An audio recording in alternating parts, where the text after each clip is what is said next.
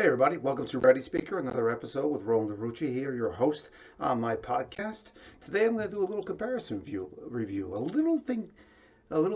That's different from me for this one is not going to be two films or two series together. It's actually going to be a critique of the ensemble perspective of two things that came out recently. One is the Eternals, which is streaming right now. I don't know where it's streaming. Maybe it's on HBO or Disney Plus or something like that. And Peacemaker, a new series that is on HBO.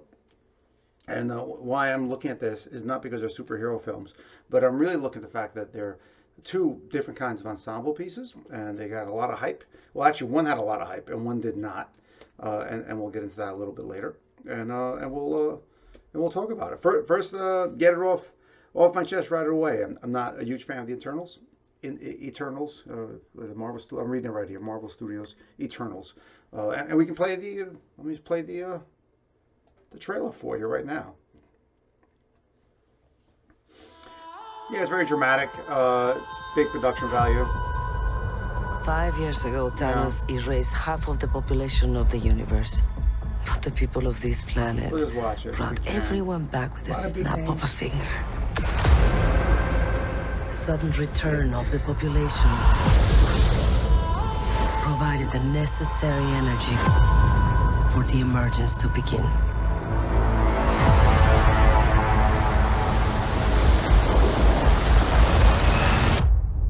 How long do we have? Very godlike. 7 days.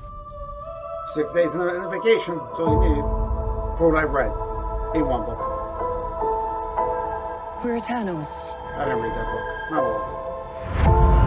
We came here 7,000 years ago to protect humans from the deviants.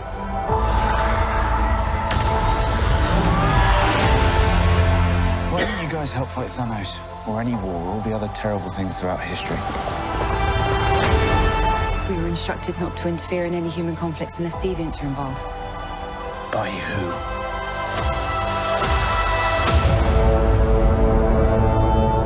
Yeah. We need to find the others. I haven't seen some of them for centuries. Hi. Hello. This is what the end of the world looks like. At least we have front row seats. You know what's never He's saved great. the I planet? kinda Your love him. sarcasm.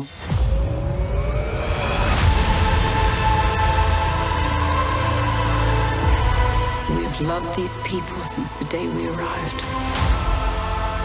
When you love something, you protect it.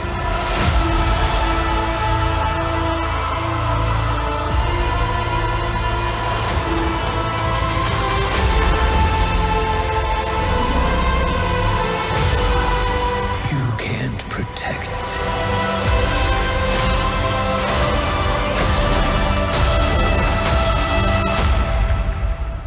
Any of them.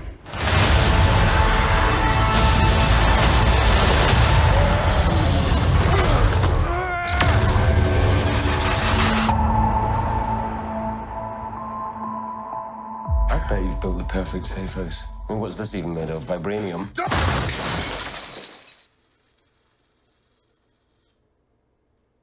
Fall collection. IKEA. Yeah, there's humor in it. You know, it's the Marvel universe tends to deal with big world themes. So the world's always in crisis, always on hanging on edge, and these godlike figures, which the Eternals are gods. So I guess they're playing up that they were the mythic gods on all the continents. Yet they all have kind of different accents, which is kind of weird. If you've been here 7,000 years, you'd think they would have like one. I don't know. I don't even know why they would have an accent. They probably would. They should have mastered accents by now. If you're gonna speak English, speak it English. American Queen's English, I guess. If we're gonna go, every hero is from the UK. But they got a couple people here from Game of Thrones, and it's very much like that. The opening and the drama of it. So I'm not really that enthusiastic about it. It was almost like a breakup film, where a lot of the characters are dating. You have Icarus and Cersei, I think. So and they're like broken up. It's like a Ross and Rachel moment where they on break, and she's trying to see somebody else and move on. And I'm not going to give any spoilers for this. I don't know. You can watch it. It took me like 2 or 3 sittings. Almost everybody I know took 2 or 3 sittings. It's a long movie. It's a 2-hour plus movie. I just didn't really enjoy it. It just didn't. I don't know. I don't know what it was. I just didn't care about any of the characters, and I'll never get why our planet, humans matter so much to people besides being toy things. I'll never get why other worlds have to obliterate us because we matter, because we don't have space travel in any of these stories. We have no space travel. We hitchhike, even in the Avengers movies. We hitchhike to space. We don't really go to space. Anybody who goes to space is sort of a godlike creature, and they just come back to sort of date. And here it's just people dating. There's a lot of romance, a lot of that going on, and a lot of superficial stuff like the characteristics of human. They've sort of pulled it on them, so maybe that's why the Eternals want to be human. I just didn't understand, why it was a big story. There are a lot of big names on it. You have Salma Hayek, you have Angelina Jolie, you have the guys. I mean, there's a lot of good names in it. I don't even know going through all of it, but it's not really that interesting. In all honesty, it wasn't. Some people were saying, I know some people that are saying it's probably one of the best movies they've ever seen, or this year from Marvel. But I'm not really seeing that. I thought it was kind of boring in most instances. The deviants that they're fighting against, not to do spoilers, but their backstory is kind of interesting, and I'm gunning for them. But by the time I finished watching it, and I didn't think they gelled. I didn't think the people really gelled. I didn't feel that sexual tension. They're pretty people, and there's one weird relationship with like a 7,000-year-old complex. Again, I'm not going to really, deal with it. But it's like an age thing where I don't know their concept of age. What does it matter? Their concept of what they are. What does it matter after 7,000 years? So why would they have the weight of human concerns after 7,000 fucking years? I mean, you're older than most civilizations or recorded civilization. So that's kind of a weird thing to me. And I just didn't, I don't know, I just didn't buy it. I just didn't care really by the end. And then I landed on Peacemaker, which we're going to watch the trailer right now too. All right, so I'm going to put it up. I like this a lot. I know some people were talking about it. I saw it, I think the night it came out or the next night. And I was really enthralled by it. I watched all 3 episodes. John Cena did a great job. There's some great bits with this. There's a great opening number, which I actually love. It's one of the few shows that I don't skip the opening number for, because I find it very funny, and I find little new things in it all the time. Gunn did a great job writing these stories. I think the in whatever the papers, they always write these stories, little tidbits of trivia, that he wrote it during COVID times, and he wrote it right away. He wrote all 8 episodes, and that was it. And he said, I'm going to do this, and it was kind of like a long shot that this show could even get done with Peacemaker as the lead. Especially, a lot of people didn't like Peacemaker in Suicide Squad. I didn't really enjoy him either. I didn't get it. But it wasn't fleshed out. And I think here we sort of creates this ensemble group that's amazing. So I'm going to play the trailer really quick.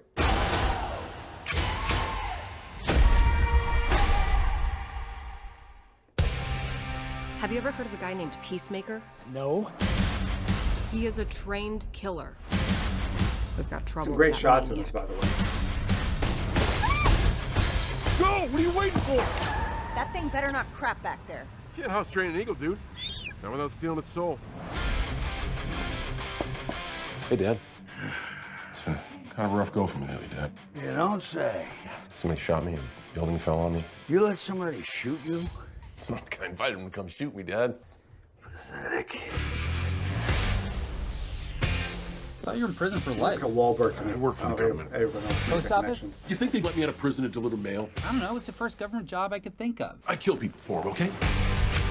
This task force doesn't officially exist, which leaves us on our own. We call our targets butterflies. They are a serious threat to the safety of American citizens. There's something weird going on. You think me and Vigilante are too stupid to notice. Hey, everyone! Which one's me and which one's Eagly? Okay, you're half right, but you score 50% of the test at school. What do you get? A D. School wasn't my bag. It's for dorks. I didn't even see some of these clips, actually. That guy's a clown. But there's something about him that's sad. Is your target in sight? Peacemaker, take him out. Even the kids? Yes! Terminate him immediately. Take the shot! He told me to kill kids. He didn't say why. Because right now the world needs a son of a bitch. And you're the only one I got. I thought you loved peace, no matter how many men, women, and children you needed to It's a kill to reference get from it. Suicide Squad. I don't know. Lately I'm having feelings about things. Dad, maybe I'm a grower, not a shower. What? An individual you don't like, and then you learn to like. You're comparing yourself to a chode. Not in a bad way. Your dad is not a good man. Still family. My advice? Cut it out with the introspection. The mind is a den of scorpions better left running from, not towards. We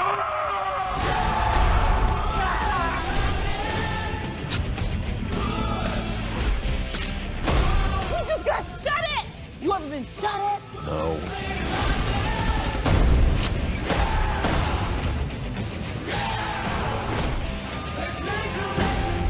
Two jerks in costumes and a couple of rejects. It's like a real team out there.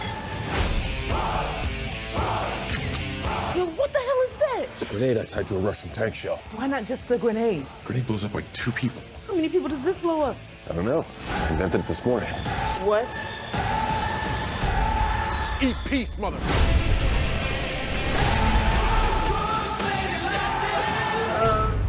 It's good. It's really good, actually. And there's a couple of clips in there I didn't see on the episodes that came out already. So I guess they're coming up on future episodes. It's a great ensemble cast. I've yet to see an ensemble cast. I'm going to type up IMDb so I can bring up some people here, because I haven't seen such a good ensemble cast like that in a while. I mean, I probably say that every time I see a good ensemble. Like Good Place was a good ensemble, But these guys really, I thought the casting here is what brings it. I know the writing brings it to places, and that's always a great thing. But the casting is I think above and beyond reproach. I mean, everybody is like great at it. I just love watching everybody as soon as they get on camera. You got Danielle Brooks, who plays Leota. You have John Cena. You have Freddie Stromo, who plays Adrian Chase. You have Jennifer Holland, who plays Amelia Harcourt. You have, I mean, it's just everybody, and the guy who plays Clemson Mern is amazing as a boss. I've rarely seen a lead play so well with such cadence and delivery as I saw that guy play in this. And John Cena, I mean, he's the biggest name here, I think by far, from a lot of things, from wrestling, from films, from everything, commercials, everything that he's doing. But everybody brings their talent to this film. Well, it is like a film, because I saw 3 episodes right away, and it was about the same duration as the Eternals, and I didn't get the same feeling with that. I really didn't. Here they jived, even though they barely knew each other. They really jived, and it was great seeing that. It's a great story in the sense that in Suicide Squad, Peacemaker was, he's kind of like a farcical, right wing nut job. When patriotism goes awry at any cost, and he's brutish like that, and that's why he's a criminal, even though he sees himself as a hero. And that's a great comment of what's going on in the U.S. and other places, and it's always gone on. Actually, that's always been the case. People think what's happening now in 2022 and what happened in 2021, or is that even what's been happening in the last 10 years, or as soon as the 2000s started. That's always been part of American culture, or world culture. I mean, Delta Force with Chuck Norris. I mean, he's iconic in being this brutish American. I break the rules and let me get the bad guy no matter what, or how many things I blow up, or how many people actually die. There's no body count. So him playing this arc of redemption in a way, of evaluating, and they touched on that in this trailer, of him being someone who needs to look at himself and what he's doing, and he has a really horrible character father who's great. The character, it's Robert Patrick, who's in everything. This guy is in friggin' everything, and he he does a great job doing what he does. He always does a great job. But him having this brutish, horrible father, and you see where his upbringing comes from, and how he doesn't really fit that role of what his father wanted him to be. And now he's breaking down to a new place with this new circle of people. I mean, there's a breakdown moment. There's funny stuff. There's a lot of, not a lot, but there's a lot of dick jokes. I'll tell you right now. So I'm saying a lot, but it's probably not enough. But the writing is really great and the delivery is really sincere. If you really want to see a great ensemble, cast, you got to watch this show. You just got to watch this show. I can't say it enough. I think you should watch the show. The opening is something I don't skip. I just like the opening, and it's really great. I'm not going to spoil it for you. I'm not even going to put it on here. I probably could find it somewhere on YouTube. But the opening makes me chuckle because I learn little things about them in every shot I'm watching. In every shot, his Aquaman joke, I love in episode 1. So you guys watch it if you can, just get through that, and it'll hook you. I guarantee it. But again, it's a redemption story, and so is the Eternals, really, because I mean they said in the trailer that they were brought on Earth 7,000 years ago, and then they fell in love with the people, and the only thing they can fight is the deviants. They can't harm humans, but they love these people. You protect what you love, because now there's whatever. I mean, there's something, I don't know, whatever the thing. There's a change coming, and from where the Eternals come from, and they have to, now they have to follow new rules, and that sort of makes them question. So there's a lot in that trailer to read into, probably too much. And when I see something like that, I usually feel that the story isn't strong enough, and they're just pushing everything they can into the trailer to get you into the theater or watch a streaming, because it's really not strong enough. It's not going to hold up. It just doesn't hold up. It's just a very long story. I probably didn't need to see the first half of it. And another sort of comparison is that Peacemakers has a reference to another story, which is no I think a couple of flashbacks, but nothing major. But it's a reference to another story, and that's that. Now we're seeing him evolve past that story, and Eternals is full of flashbacks, and yet they haven't evolved. It's that being pissy little roommates, a la Friends, and not maturing past their 7,000 years. They should be a lot more mature for 7,000 years, or detached. After a while, you got to just say, I don't give a fuck. I mean, they're just bitter. So I get it, living too long, but maybe they should have done something else. I think one character created like a commune. Again, don't want to give details, but they created a cult. That makes kind of sense. All these people should be gods. What the hell's the matter with this?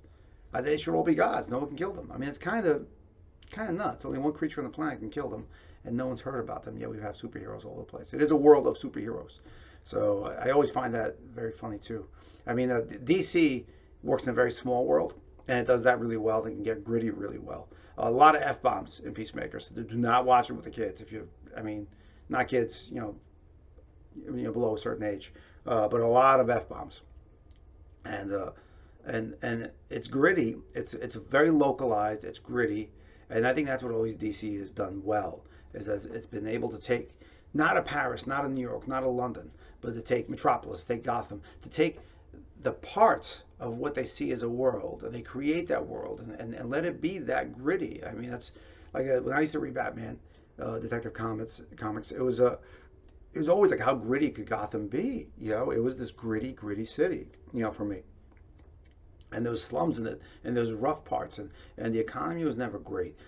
Metropolis was, a shining star sort of city, but it was always being attacked by other people. So it was very localized. Once you get into Marvel, it is a world power type thing, menace trying to take down humanity. It's always humanity. It's rarely, Spidey's the best Marvel DC character there is, and I think it's like they make great Spidey.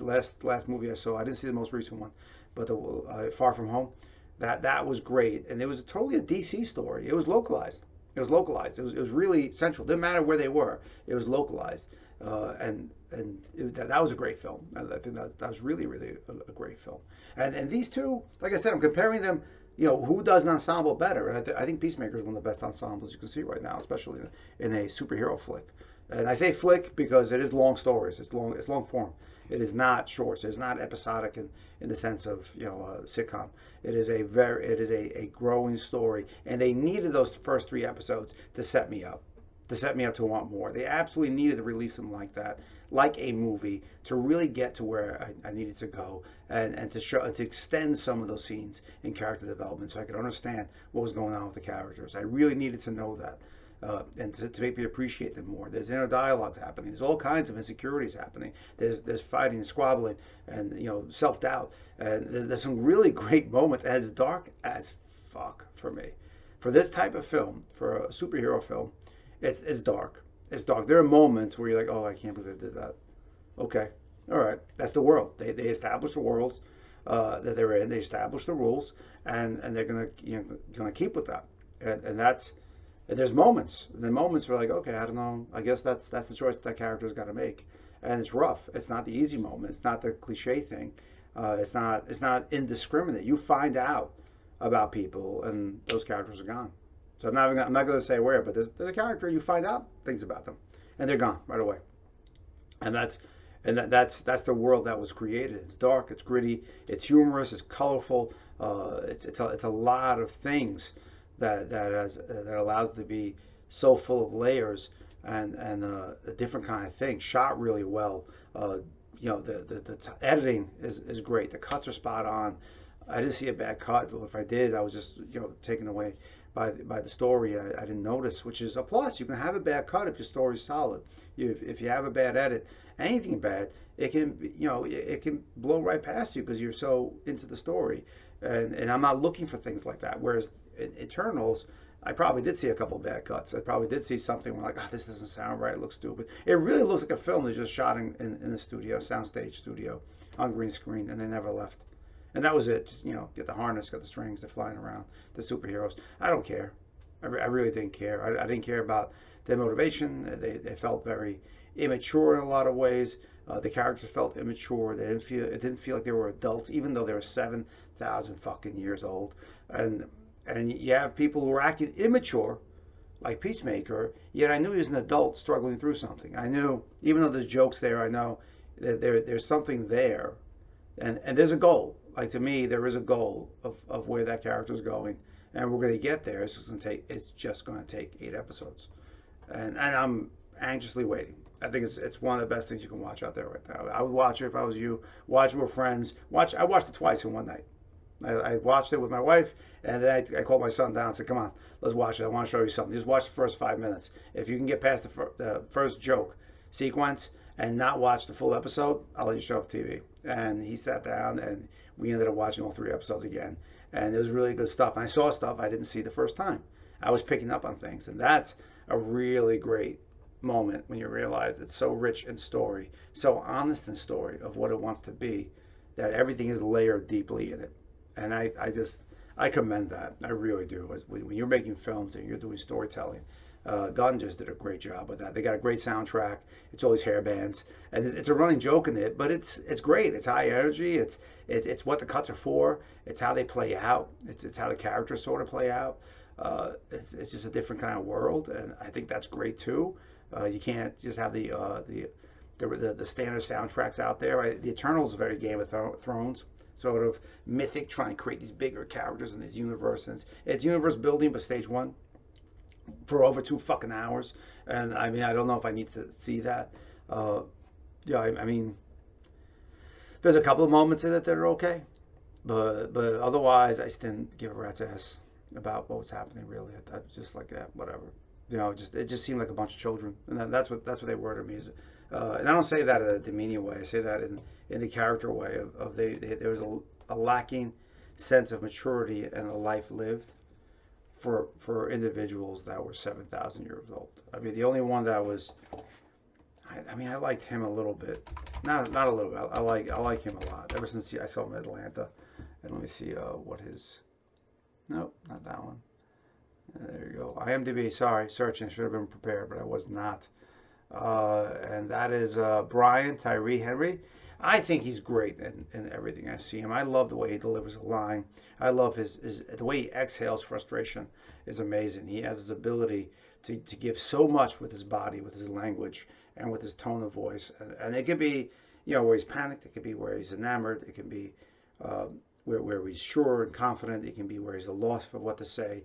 And he just delivers it honestly and sincerely. I love the way he does stuff. Everything else, I mean, I mean, good for them, I guess, but I don't, I'm happy they got a paycheck. I'm happy they're working, but I don't see why anybody needs to. Yeah, I'm just looking through it. I just don't see why anybody needs to really watch it. I was looking forward to it. So maybe my expectations were way high, but I was looking forward to it, and I didn't end up liking it. So that's my thoughts on it. So that's my comparison on two ensemble superhero projects, let's say, that are out there. And the one to watch is Peacemaker, in my opinion. Just watch it. I mean, if you love movies, MCU, you'll probably watch Eternals anyway, because I know some people just binge on them. But not every movie's great. Not every story's great. And this is definitely one of the bottom rung ones for me. So thanks. Talk soon. And come and watch another episode. All right? Like, subscribe, share. Get on my podcast. If you want to talk about something, come on my show. Just make a comment. We'll reach out to you. So, give us something. And we'll get to you. And then we'll get you on. And we can talk about things. I love talking about this stuff. I love talking to people about it. So make more. Make more of yourself. That's what my motto is for 2022. Not make yourself better, which we got with COVID, but make more of yourself. Make more of what you want to do in your life, and that should include the arts. So talk about the arts, do the arts, write, do poetry. I don't really care. Become a new person, make a business, get out of your house, do something because you need to do it, and watch these movies, watch these things. There's a lot of good stuff out there coming out. Thanks. Bye.